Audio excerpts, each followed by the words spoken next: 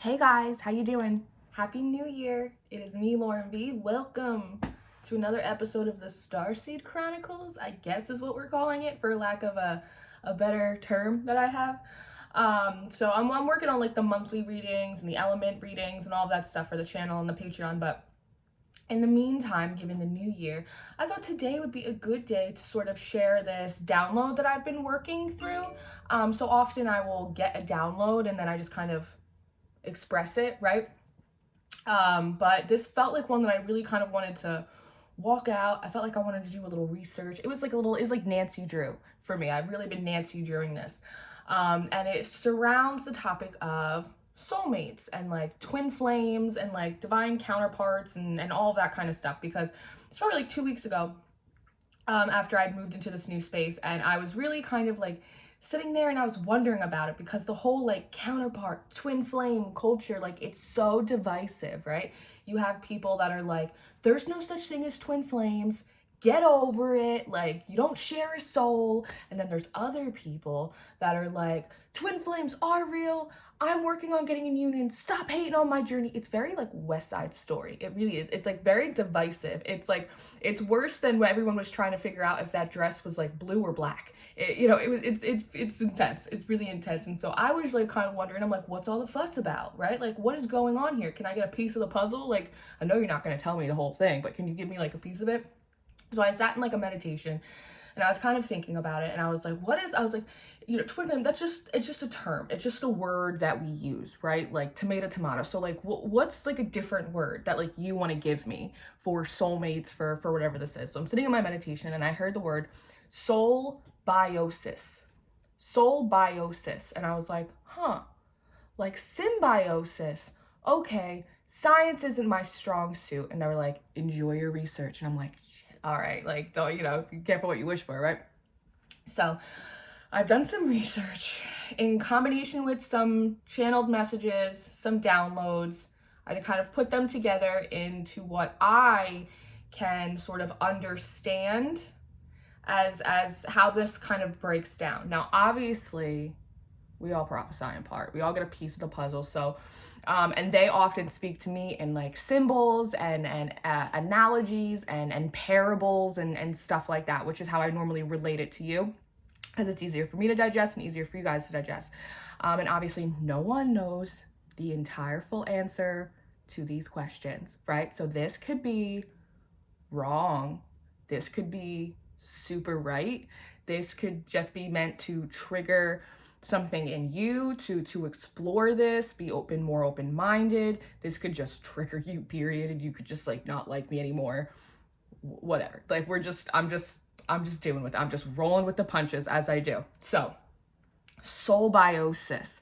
And I thought that was such a cool term, like Soul-Biosis. Like, even if twin flames are like a thing, I don't want to be a twin flame. Soul-Biosis, like I like that. I like that word. And so I broke this down, and so I'm like, symbiosis, right?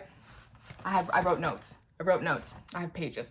Sit down, get a cup of coffee, sit, enjoy. So, Soul-Biosis. Symbiosis is the interaction between two different organisms living in close physical association, typically to the advantage of both. Now, I broke down the three main types of symbiosis, which is what there's different kinds, but there's three main kinds, which is what they've given me to sort of work on and break down. Now, I would like to preface that by saying that all soul connections in one way or another are all mutually beneficial up and to an extent, okay? Because we're going to get into like parasitism and all of that kind of stuff, and that's when you guys are going to get a little triggered, and that's okay. That's okay. But all connections, whether they're romantic, familial, social, spiritual, they're all mutually beneficial up into a certain point, right? Where that point goes, nobody knows. I don't. But this is what we have. Interaction between two different organisms living in close physical association, typically to the advantage of both. So the three main kinds of symbiosis that they gave me was mutualism. Mutualism is when both species benefit, like significantly so. And then there's commensalism, which is when one species benefits more, but the other one is not really affected or harmed in that process. And then there's parasitism. Mimi. It's when one species benefits, right? We call that the parasite. And then the other one is harmed. We call that the host organism. Now, like I said, up until a point, all of these can be mutually beneficial. And I believe that depending on the connection, that everyone will experience all forms of these symbiosis, this soul-biosis, within a lifetime over a variety of different interactions, different partners, different experiences and people. I also think it's possible for each individual connection to go through all of these phases within one single connection. And that could happen within a single lifetime. That can happen over different timelines, over different lifetimes. We're talking past lives, right? Where maybe in a past life, something was kind of parasitic, and now maybe in this life it's more commensalism, and then maybe in your next lifetime it'll be in mutualism. Like, I don't know, but this is kind of how they're giving it to me, how all connections cycle through all forms of this soul-biosis, whether it's over a course of various lifetimes or whether it's in the course of just one singular lifetime. It could be both, it could be neither, it could be either. All right, so this brings me to the point of magneticism. Magneticism is the force exerted by magnets when they attract or repel each other. We're talking north and south nodes, right? And it's caused by the motion of electric charges. Now, an electric charge, I consider that, or what they kind of channeled into me, was that the electric charge is source energy, right? Where I believe the north and south poles, now I'm hearing nodes, are kind of symbolic of our sort of shadow and our higher self, our dark and our light aspects. Now, like I said, electric charge, I consider that to be source energy, and it's defined as the property of all matter, either positive or negative or zero. And you might have heard me say it sometimes, but I always consider God's source to be the everything and the nothing and the spaces in between. I heard Emmy Evolving say that years ago, and it just made perfect sense to me. It just made perfect sense to me. So to be magnetized is another strongly magnetic substance must enter the magnetic field of an existing magnet. A field is an area around a magnet that has a magnetic force. That magnetic force, that area, is what I've channeled or downloaded in as being sort of like your aura, right? So it's like you are a magnet. You have a north and south pole. You have a higher self, you have a shadow, you have light, you have dark. The electric current, the electric charge that runs through you is pure source energy, that pure divine God energy. And the combination of all that creates your auric field, the energy you put out, as well as the energy that's allowed to come into you as well. Now, there's something called paramagnetism, and that's when the electricity source energy runs through the coil of a wire. It produces a magnetic field, right? Which is why sometimes when we encounter people that are totally unawakened, that are so in the distorted 3D matrix, right? That it's almost as though they're like the word solo, I don't know if that's even a real word, the word like solo or sullen or like hollow, they're very almost like one-dimensional, right? They don't quite like sparkle. I don't know if that makes sense, but they don't quite sparkle like people who are a little bit awakened, multi-dimensional, because that electric charge sort of gets everything going. I don't know if that makes sense. Anyway, electricity runs through the coil of a wire. It produces the magnetic field. The field around the coil will disappear as soon as the electric current is turned off, right? And that's like when you kind of step outside your divinity. That's when you kind of push the acknowledgement that you are an extension of something bigger than you, right? It's like pushing God out of the center of you. That electric current gets turned off. And then sometimes you can find things like you end up in bad luck, or, you know, some kind of lemony snicket series of unfortunate events, or it's that kind of thing, right? It's like when you're connected and you're enlightened and you're activated, it's like you you look better, you feel better. It's like your energy's better. It's like people can sense that, right? It's the electric current, like keeping all the lights on for you. That's kind of like how I channeled that. Now, this brings me to my first form of Soul-Biosis. It's called commensalism, right? When one species benefits more while the other is not really negatively affected or harmed. I consider this to be what we would call a soulmate, right? I think that this is the majority of connections that we have. And the way they gave it to me is that it's kind of like an anchor and a ship, right? So instead of calling them twin flames or karmics or this, throw all those words away. Throw those words away. We're calling them anchors and ships. Now, an anchor is someone who is potentially like somewhat aware, but they're definitely the less awakened out of the two, out of the pair. And they are anchored in the 3D, in the natural, in the practical. They might be somewhat spiritual. They might believe in God, right? They might go to church, whatever. But overall, they're very much still kind of focused in the practical paradigm. Now, what an anchor is, it's something that is attached to a ship and used to hold in place when thrown overboard, someone or something that provides strength and support. Attached to a ship and used to hold in place when thrown overboard, or someone or something that provides strength and support. Now, a ship, on the other hand, this is someone that I consider to be more awakened, more enlightened. They're kind of tuned in to source and more aware of like the bigger, grander spiritual mission or assignment that they may be on.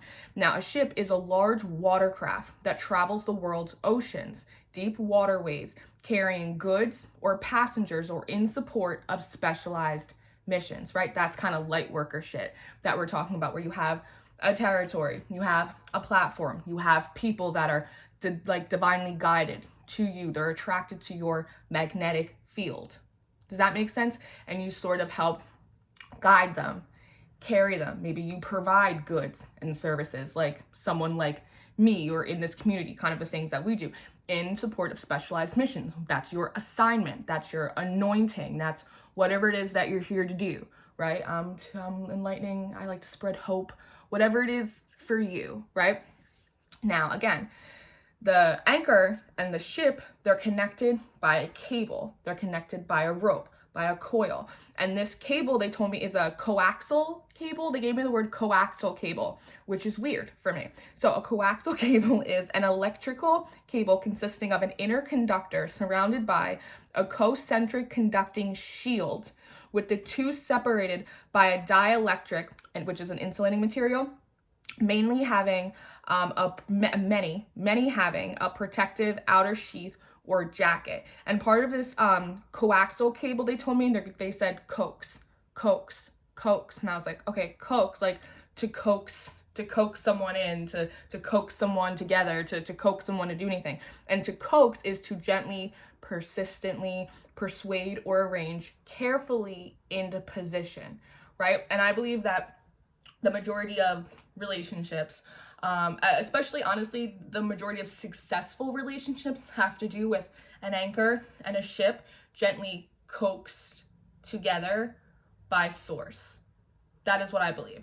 So what I've been able to assess is that, and the anchor, the person who's more grounded in the 3D, the anchor provides support and grounding for the ship, for the sort of more awakened person on a spiritual mission, right? That way they don't fly off into outer space, right? They're able to live a normal life in some aspect, whereas the ship kind of stimulates growth and enlightenment and activation for the anchor, and they're coaxed together by the divine.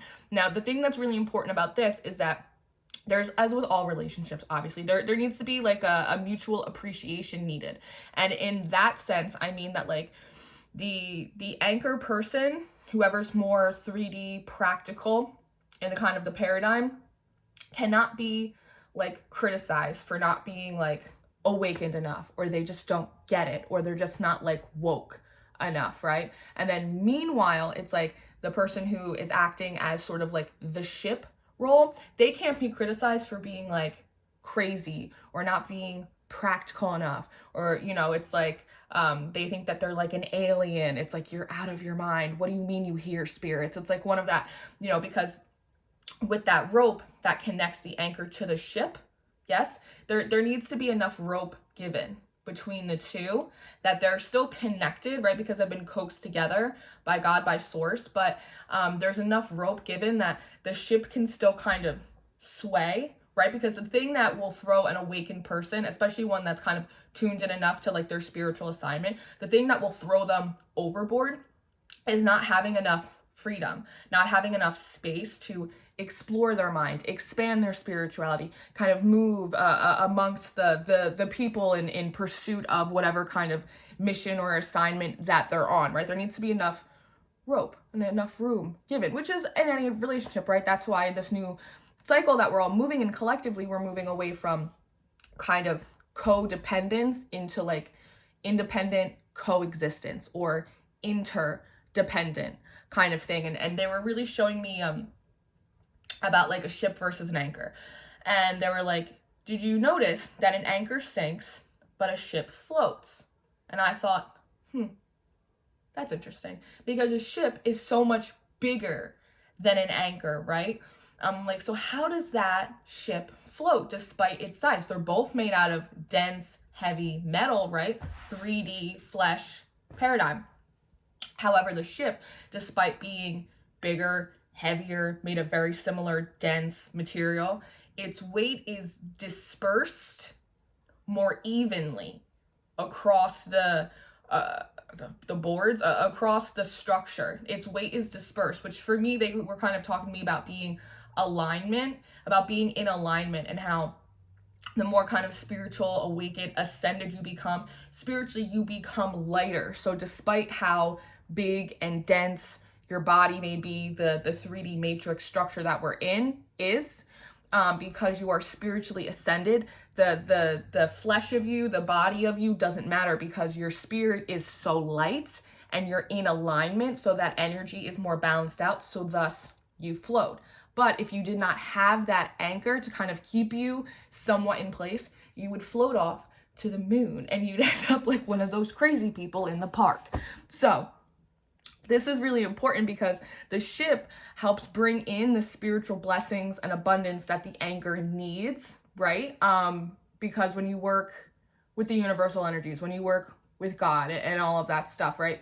You bring in more of what you want, manifestation, all that kind of stuff. So the spiritual person, the ship person, really helps bring in that like extra abundance, the blessings, all that stuff that the anchor really needs to continue to provide, to stay grounded, to kind of do their thing as the anchor. Whereas the anchor provides the grounding and the support, so that way the ship can go about their mission like really uninterrupted by like too much of like the 3D matrix, right? Have you ever been like a super spiritual person, and then, you know, you're like, it's tax season and it's this and it's that, and you're like, I hate this shit. Like, I hate this shit so much. Like, I always say that all the time. I'm like, the practical stuff really like bums me out. Like, I just don't like to do it, right? Like, thank God for the Capricorn North Node, so I try, but I just don't want to do it. I just don't, it just really just bums me out. It just brings me right back into the Muggle world when I just like to stay at Hogwarts. Like, it really does kind of feel like that.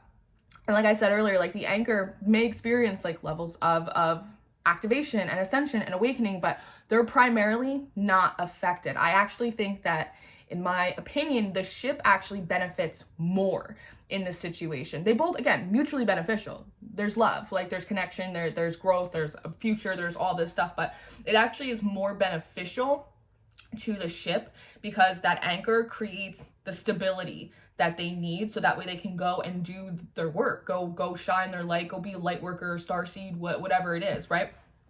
So while it's beneficial for both, I actually think it's more beneficial for the ship, but I think that most relationships kind of fall in that category: one anchor, one ship. And that's what I would kind of, or what I'm kind of intuiting as being more of that soulmate sort of relationship. Now we get into the tricky stuff. Have a sip of coffee, Lauren. Let's get into the card mix. Toxic twin flames. Well, let's talk about that. Now, we've redefined this, my fine feathered friends. So this is a different form of symbiosis, soul-biosis. It's called parasitism. Parasitism is when one species benefits the parasite while the other species can be harmed, which is the host, right? This is what I would call like the karmic or the false twin flame or any of that stuff, right? Right. So the word para, it's a prefix, means alongside of, closely related, substitution, characterized by two opposite positions, faulty, abnormal, in an accessory capacity, closely, resembling, and almost. It's that close but no cigar sort of thing, right? And this goes back to the magnets, the North and the South Pole. Now, again, your North, I'm interpreting as being sort of your higher self, and then the South Pole is sort of more of your shadow. We both got them. Now, the parasite is we're going like this, parasite, right? This is what you would call like the karmic or whatever.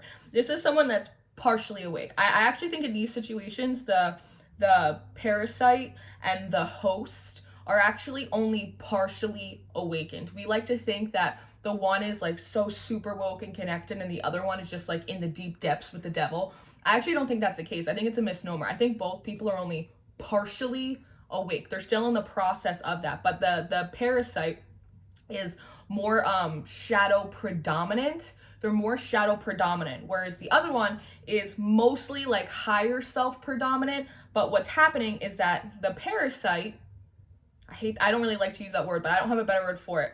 The parasite is attracted to the light of the other, right? Because they're seeking enlightenment. Meanwhile, the person that is partially awake and enlightened, a little bit more tapped into their higher self, they're attracted to the other person's shadow because what they need is shadow work. So they need it reflected back to them so that way they can assess it, realize it, and then heal that aspect and elevate their shadow as part of their integration, right? The one is seeking enlightenment to see their divinity reflected back to them, and the other is seeking to see their shadow reflected back to them so that way they can both integrate, right? This is part of it at that some level being mutually beneficial, but because they're both only sort of partially awake, I actually consider them both to be two anchors. So in the other one, the soulmate, the commensalism, to ship in an anchor. In this sense, I actually believe that it's two anchors. Now, when the initial connection happens, it triggers the energetic, remember, which is the God energy within both of them, right? I see the divinity in you. I see the healing that you need. This is so intense. This connection's so intense. But at some level, when either that work has been completed or that work is not being done on individually and together, toxicity starts to spread. And what's something that's toxic? It just becomes unhealthy for you, right? That's where you have codependency. That's when you have, let's be honest, different layers of abuse, usually verbal and emotional, right? Manipulation. You have that sort of energy vampirism thing that kind of happens. And what I believe is when that energy, right, when God is removed from that situation, so is the field, that auric field that we were talking about in the paramagnetism.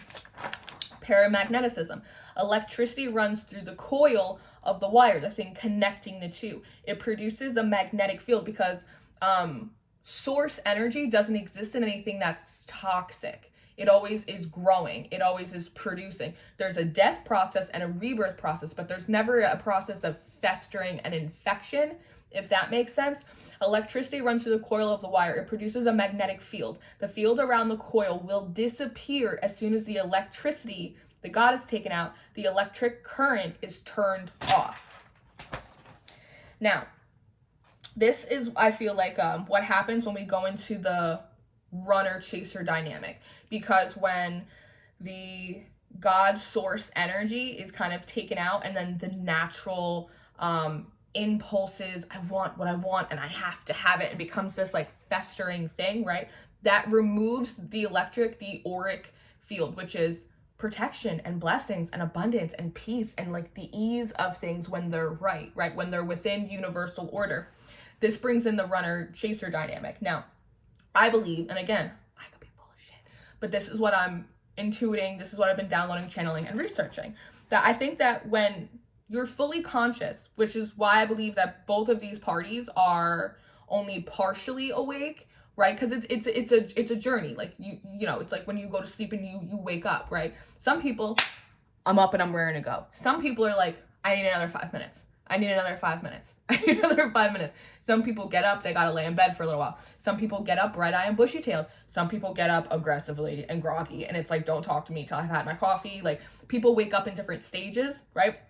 And that's totally okay. How you wake up is how you wake up. No one gets to tell you that's right or wrong. But I believe that someone that's like fully awake, they would not run or chase. Like, if you've elevated yourself to the point of being a ship, you wouldn't run or chase anyone because you understand divine timing. You understand what it is to make a conscious decision, fully aware of the spiritual, emotional, physical, karma repercussions, right?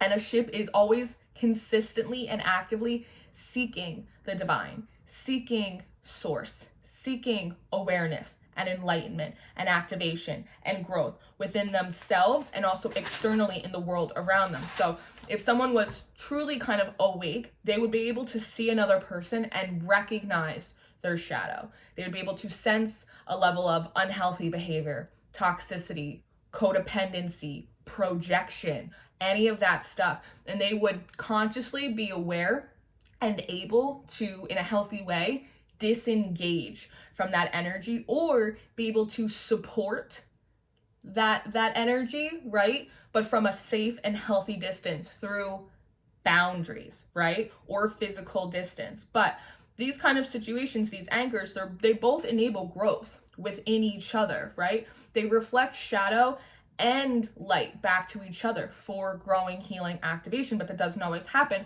And so they're often considered karmic or toxic twin flames or any of that stuff. And this gets into, again, a little bit of my personal opinion that I think most people that think they're in a twin flame situation are actually in a parasitism to anchor situation, where both people are being dragged down. And I think a big reason for that is this belief that people share a soul, and so thereby they share a soul mission. And this is my personal belief. And I've yet to hear, see, channel, or download anything that would contradict this, but I'm very open to it. If there was, I was just watching the Peace Dealer, and he posted something about some of this, and he talked about sharing a soul, and I was like, nope, I don't believe that. But I'm open to the idea of that, but I've yet to see anything, read anything, channel, download, or hear anything from another source that would confirm that was true to me. So in my opinion, IMO, no one shares a soul. I don't believe that anyone shares a soul. I believe that we each have our own individual soul. That is what I believe. Soul connections and the mirroring and the intensity of those connections is like the recognition of the divinity, of the God within us. If you share a soul with anyone, it's in the sense that we all collectively are extensions of source energy. So collectively, we all are little bits and pieces of that. So I think that's as far as the sharing a soul thing goes for me in my level of intuition, understanding, and channeling. But again, soul connection, mirroring experience is the recognition of the God, of the divinity within another, right? It's that namaste energy, right? It's like the divine in me recognizes the divine in you. That's the connection. That's the share part. But your actual soul is your soul. And I think people really get off on the wrong foot sometimes because they think, we share a soul and we have this mission, and I can't go and I can't do my soul mission and I can't fulfill my purpose because this person's asleep and they're a cheater and there's a third party, right? And there's this thing. And no, like that's keeping a lot of people, again, in my opinion, it's keeping a lot of people from doing their own homework because they think it's a group project. And I don't personally believe that it's a group project, your mission, your goals, your ascension, all that stuff. That is your work. You came in as an individual, you're going to go out as an individual. Your work is individual, and it doesn't mean that there aren't people, places, and things that come in and out. They weave, right? We have shared work, right? But at the end of the day, like, the squirrel. At the end of the day, you get graded, judgment, karma, etc., on what you put out there, on what you experience, and how you contribute and cooperate with the process. So I think that there is something to that. And again, I could be totally off base. I could be totally wrong, but this is what I've been able to, this is where I've come to. This is where I've come to in my point of understanding of that, right? So this brings me to, and okay, and also I'd like to point out that I was saying in the commensalism, it was like the anchor in the ship, right? So I think that that's sort of like one axis sort of like a north pole and one axis sort of a south pole, like magnets, right? So they attract and they repel each other equally. It's a little bit of that's that giving rope sort of energy, right? So it's always able to like lean with it, rock with it, ebb and flow. Whereas the parasitism, I think, is, again, it's two anchors. So it's like two negatives when they're not able to either do the work individually or together. And so they cancel each other out. Now, we get into mutualism. This is what I've been able to ascertain is what most people would idealize as a twin, a real true twin flame, divine counterpart connection. Now, this is what I call the two ships, two hyper awakened people, two light workers, two people on a spiritual mission, two people very heavily connected to source energy. So mutualism, it's when both species benefits, light worker and light worker. So when I started getting into this, I heard the term royal fleet. Now, I believe this royal fleet, again, these counterparts, two ships, right? And I keep going like this because the terms are interchangeable and it doesn't matter what I call them. It's, it's just whatever. You got to do your thing. It's two independent souls that are on two independent missions, and they may intertwine at points, but they're not entirely dependent on each other, right? They could aid each other, they could help each other. There might be some flipping and reverse and mixing it up, but they're not entirely dependent on one another. And a fleet is defined as a group of ships sailing together, engaged in the same activity or under the same ownership, which I interpreted as being under like a similar anointing, right? As a healer, as a light worker, as someone that enlightens, whatever it is, however it shakes out for you, right? Now, the Royal Fleet is the UK's Ministry of Defense. It's the fifth arm of the Royal Navy. Remember, we were talking about ships. Let's go back to the definition of ships.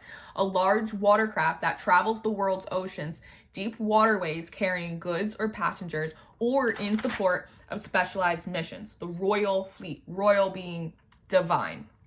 It's the UK's Ministry of Defense, fifth, and I heard fifth, like fifth dimension, spiritual, right? Fighting arm, spiritual warrior kind of stuff of the Royal Navy, of royal fleets, royal spiritual ships, light workers.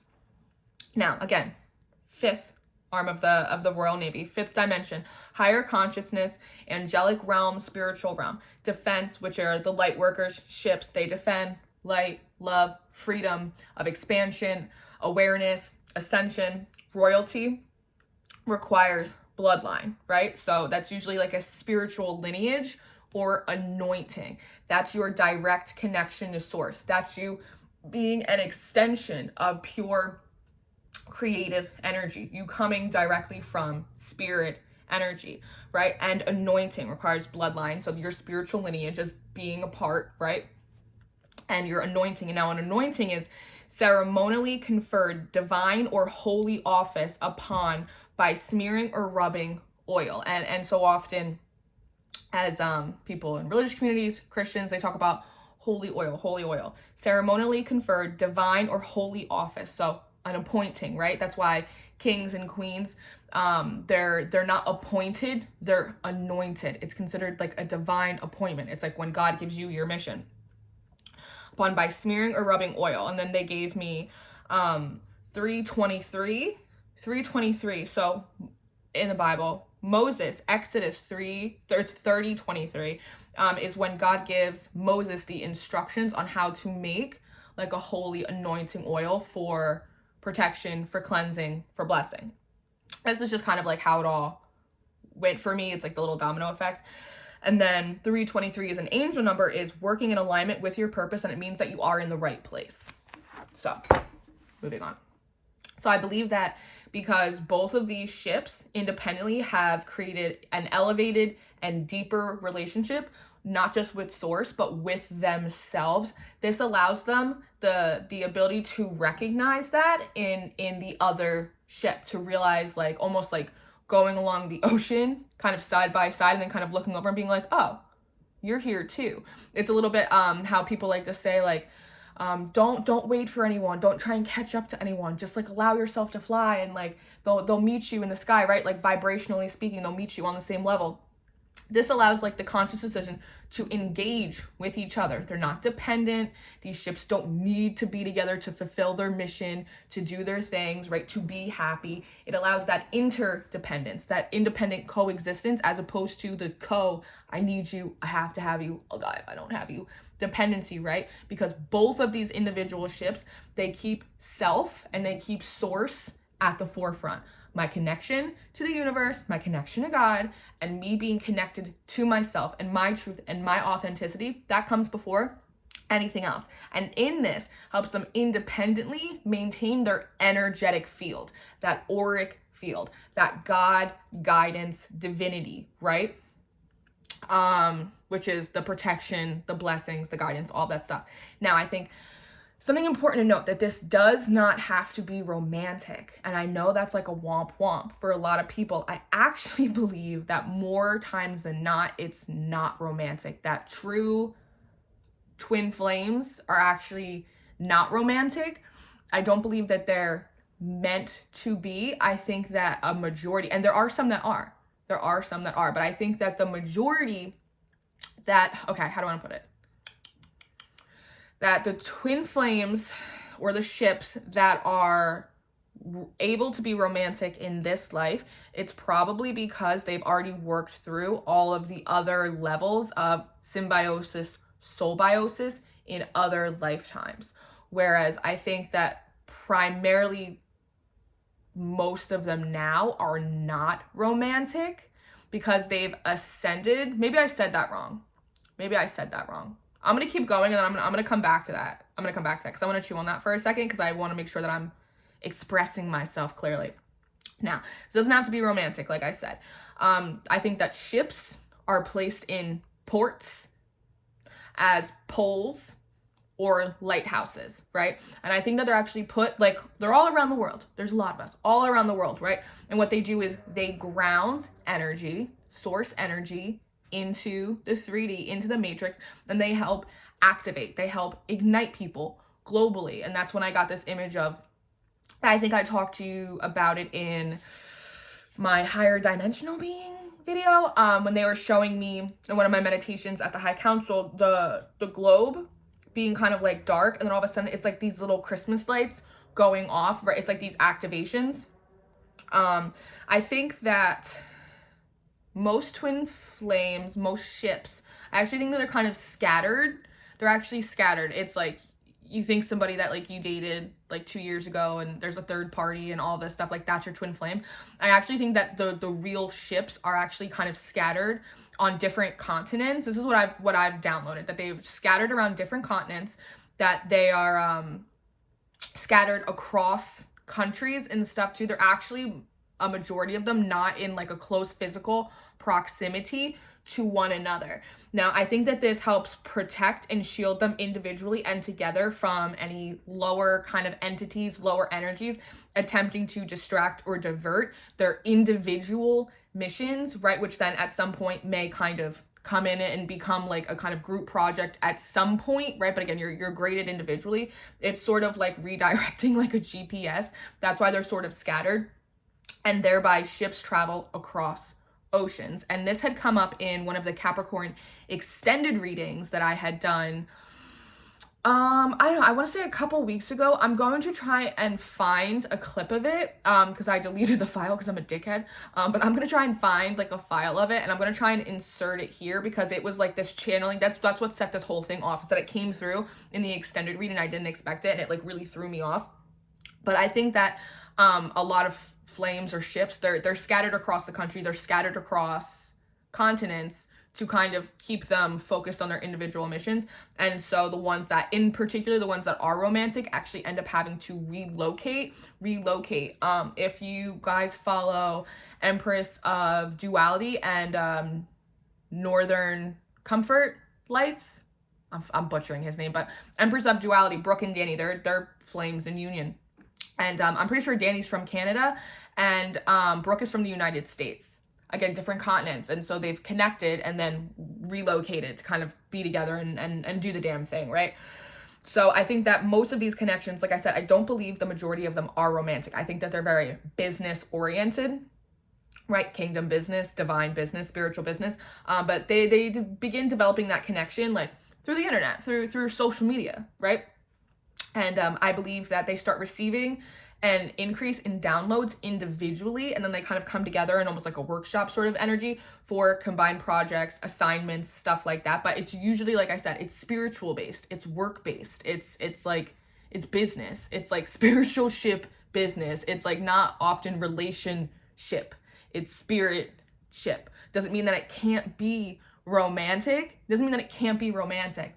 But I just think that so often it's not, because like I was saying with the commensalism, the soulmates, one has sort of the North Pole, one has the South Pole.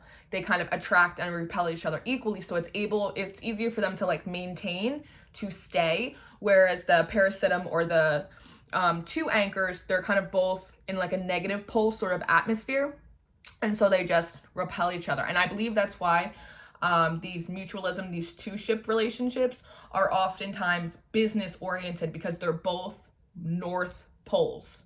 And so again, they kind of repel each other, because I feel like attracts like, but there also is like an opposites attract sort of energy in there as well, that it's like, we're both super ascended, we're both super woke, that it's almost like there's almost less room for expansion, because there isn't someone or something else reflecting the aspects of yourself, whether it's practicality or different experiences, or are kind of being able to navigate like the 3D a little bit more.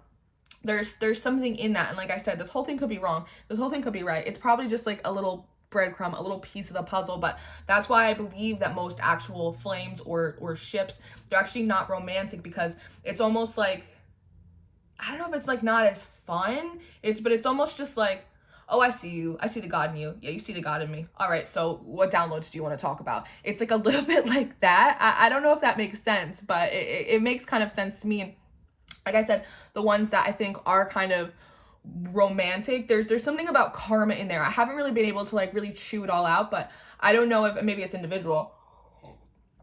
But the ones that are not romantic, maybe in past lifetimes, past cycles, but they worked through that karma, right? So now they're able to kind of just be North and North Pole and be able to just like work on the spiritual work without having to include each other in some kind of like romantic telenovela, perhaps, right? And so perhaps the flames that sort of are in romantic union are still working out different aspects, different levels of their Soul-Biosis.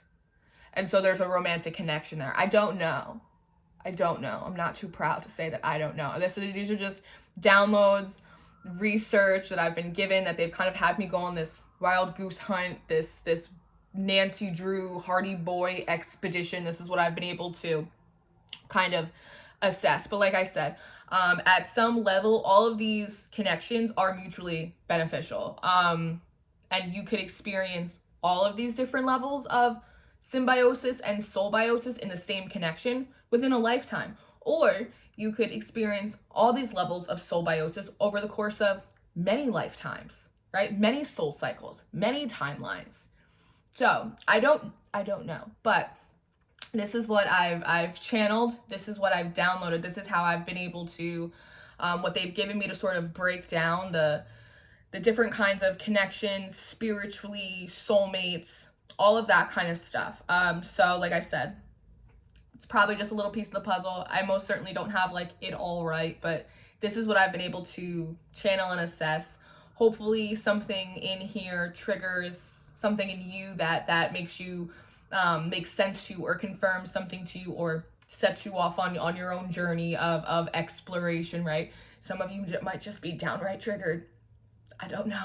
I'm sorry if so, but this is something that I've been working on. This is sort of how they also work with me, walk out different downloads, right? So I thought that would also be kind of interesting for you to see how I channel information and the different ways they have me walk it out before I kind of deliver it to you. And sometimes it's like fully formed in a nice bow, and sometimes it's broken down like a substitute teacher syllabus.